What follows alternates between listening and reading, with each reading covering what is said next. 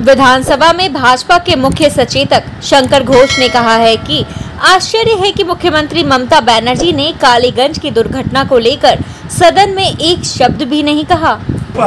যেভাবে বিভ্রান্ত করেছে আমার তো মনে হয় ওনাকেই আগে গ্রেফতার করা যায়। বলেছে যে স্প্লিন্টারের আঘাতে মারা গিয়েছে। ওনার মা বলছে যে বাচ্চাটি একেবারে তার পুরো শরীর ছত্রভঙ্গ হয়ে গিয়েছিল, এরকম একটা স্টেটমেন্ট করছে। স্প্লিন্টারের আঘাতে এটা হতে পারে?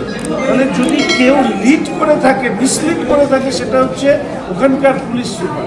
আর দ্বিতীয়ত হচ্ছে মুখ্যমন্ত্রীর ক্ষমতা লিপ্সা। আমি আবার বলছি, মুখ্যমন্ত্রীর ক্ষমতা লিপ্সা হরগোবিন্দ দাসের স্ত্রী বা চন্দন দাসের মা কিংবা তামান্নার মায়ের আর্তনাদকে কখনো ছুঁতে পারবে না। উনি শুধু একটাই জিনিস বোঝেন, ক্ষমতা ক্ষমতা ক্ষমতা। ফলে ক্ষমতা পিপাসু এই মুখ্যমন্ত্রী নিজের অপরাধকে আড়াল করতে, নিজের ব্যর্থতার দায়কে এড়িয়ে যেতে বিধানসভার অভ্যন্তরে তিনি নীরব ছিলেন। পুকুর ভরাট নিয়ে আপনি বিধানসভাতে উত্থাপন করেছিলেন। গতকাল দেখলাম মুখ্যমন্ত্রী বলছেন যে পুকুর ভরাট হলেই আমরা কড়া ব্যবস্থা নেব, স্ট্রং অ্যাকশন নিতে বলেছেন।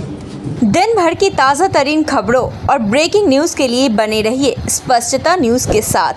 ज़्यादा से ज़्यादा खबरों के लिए बेल बटन दबाकर लाइक, शेयर और सब्सक्राइब करें स्पष्टता न्यूज़।